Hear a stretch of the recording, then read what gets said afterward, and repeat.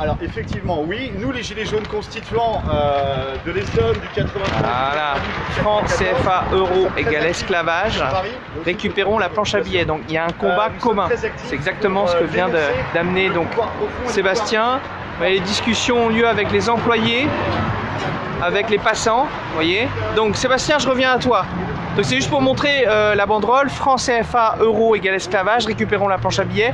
C'est-à-dire il y a un combat commun entre le franc CFA, contre le franc CFA, mais aussi contre l'euro, qui est le point dénominateur commun, la servitude monétaire. Exactement, mais revenons d'abord sur la question du franc CFA, pour les gens qui ne connaissent pas cette question. Il faut savoir qu'aujourd'hui, on a 14 pays africains qui sont sous tutelle financière du Trésor public français. Ces pays sont les suivants: Bénin, Burkina Faso, Côte d'Ivoire, Guinée-Bissau, Mali, Niger, Sénégal, Togo, Cameroun, République centrafricaine, Congo. 200 millions de personnes qui sont sur curatelle financière, ce qu'on appelle une curatelle financière. Ils ne contrôlent ni leur monnaie, ni leur crédit, ni leur budget, ni leur déficit. C'est comme si, en France, voilà, quelqu'un possédait votre carte bleue et qu'il allait l'utiliser et vous donner 20 € ici, 20 € là pour pouvoir aller faire vos dépenses. Donc voilà la situation dans laquelle on se trouve.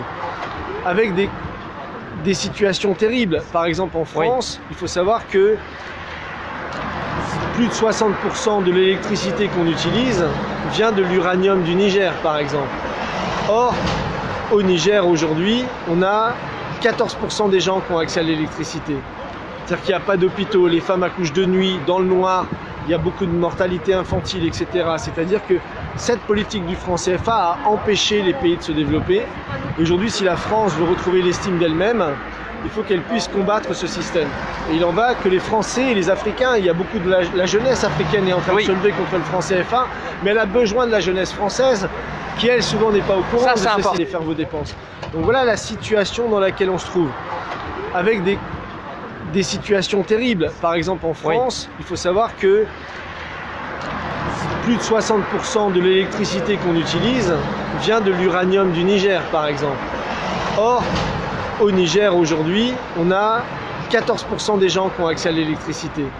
C'est-à-dire qu'il n'y a pas d'hôpitaux, les femmes accouchent de nuit, dans le noir, il y a beaucoup de mortalité infantile, etc. C'est-à-dire que cette politique du franc CFA a empêché les pays de se développer.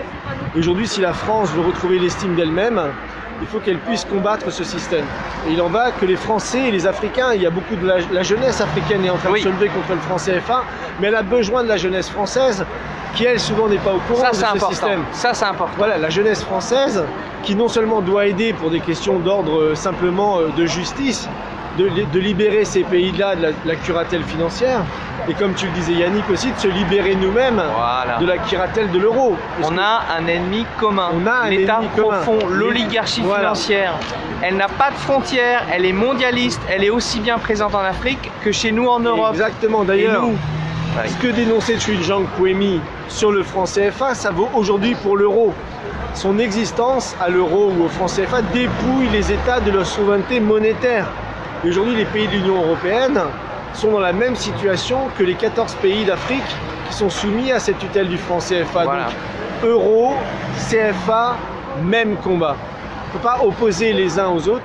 La supranationalité monétaire, ça a toujours été utilisé par l'oligarchie avec ce qu'on appelle des banques centrales indépendantes, mais qui sont pas indépendantes, qui sont indépendantes des peuples et des États, mais pas indépendantes de l'oligarchie financière, des marchés financiers, de JP Morgan, Goldman Sachs, etc. Donc on est dans le même combat et c'est le message qu'on est venu dire ici à Chamalières. Parce qu'il y a à la fois la Banque de France, je vais montrer d'ailleurs un peu qui n'est plus nationalisée. Aujourd'hui, la Banque de France n'est pas nationalisée. Et à la fois la production du franc CFA, qui imaginerait que la monnaie de son pays soit fabriquée dans un autre pays? Ça n'existe nulle part. Sauf ici. Sauf ici. Voilà. Et quand on explique dans le monde que l'argent des Africains est fabriqué en France sous contrôle du Trésor public français, personne ne nous croit même. Ça veut dire qu'on a un paradoxe. Voilà. Donc, on est venu pour dénoncer ça, pour dénoncer la répression monétaire que dénonçait Puemi. Je vous montre la carte. Voilà, soutien des automobilistes. Alors une chose que tu as dit tout à l'heure, c'est que la jeunesse africaine et la jeunesse européenne avaient un ennemi commun et devaient travailler ensemble. Alors justement, il y a une chose aussi qui est intéressante, c'est qu'il y a hier ou avant-hier, je ne sais plus, il y a un collectif de jeunes africains, ou de moins jeunes africains d'ailleurs, peu importe, qui s'appelle UDC, Unité, Dignité, Courage, qui étaient là en fait, ils étaient à l'entrée, vous voyez, ici, voilà, pour faire prendre conscience aux ouvriers que, voilà. Alors notre message est un peu différent, c'est bien sûr on dénonce le franc CFA, comme tu viens de le faire, mais surtout on veut reconvertir cette imprimerie demain pour qu'elle se fasse des francs en fait. Et uniquement des francs français, voilà. Voilà, et pas des francs africains. Voilà. Exactement. Voilà. Donc ils puissent produire leur monnaie chez eux. Unité, dignité et courage sont des panafricains. C'est des gens qui se battent pour un nationalisme africain, un nationalisme panafricain. Et donc se battent pour que justement ils puissent avoir la souveraineté monétaire. Parce que comme on le sait, si l'État ne contrôle pas la monnaie, on ne le répétera jamais assez, hein, c'est la monnaie qui contrôle l'État. Donc aujourd'hui on a nombre de groupes africains dont Unité, dignité et courage, le collectif pour sortir du franc CFA. On a de nombreuses pages Facebook que vous pouvez aller suivre sur internet qui font de la pédagogie là-dessus. Voilà. Or, en France, la question du franc CFA, on se rend compte qu'elle est quasiment inconnue, qu'elle n'est abordée par personne. Et donc il n'y a pas la volonté pour les Français de se dire bon voilà, on a fait une erreur, maintenant on va arrêter cette erreur et on va aller de l'avant et travailler avec nos amis africains, la jeunesse africaine. Et la bonne chose, et je pense que c'est très important que les Gilets jaunes soient là parce que les choses évoluent. Et j'aimerais vous lire, ça va prendre 2 minutes, mais c'est l'initiative qui a été lancée par des économistes africains. Donc je conseille pour ceux qui ne connaissent pas de lire ce livre. Donc sortir l'Afrique de la servitude monétaire, Kako Nububko, qui a été l'ancien ministre de l'économie du Togo, Martial Zebelinga, Bruno Tinel, Demba Moussa Dembélé, qui sont des économistes qui ont expliqué les mécanismes sous-jacents à cette servitude monétaire. Alors cette image est très belle. Derrière, pour ceux qui arrivent sur le live, vous avez l'imprimerie en France à Chamalières qui imprime les francs CFA. Et à Paris, les taux de change de cette monnaie qui concerne donc 100 millions, 150 millions d'habitants en Afrique sont définis à Paris contre leur développement. Et là, on brandit ça. Sortir l'Afrique de la servitude monétaire. Voilà, ça c'est important. Voilà. Et donc ces économistes, Kako Nububko et d'autres, viennent de organiser les premiers états généraux sur la question du franc CFA, donc au Mali.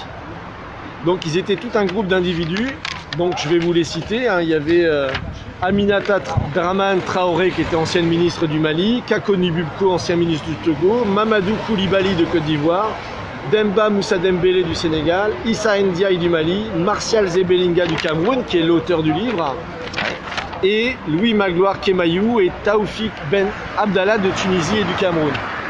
Donc ils ont publié pour la première fois un appel qui fait le point